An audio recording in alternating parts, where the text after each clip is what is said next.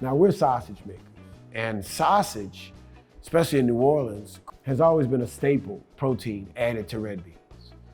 It adds another layer of flavor to the entire structure of that basic recipe of beans that the family has.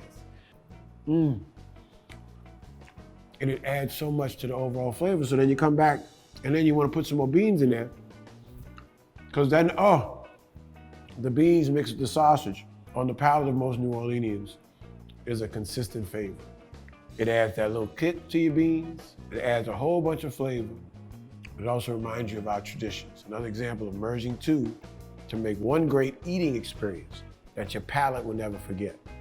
Our sausage with beans makes your mouth feel happy and your tummy say yummy.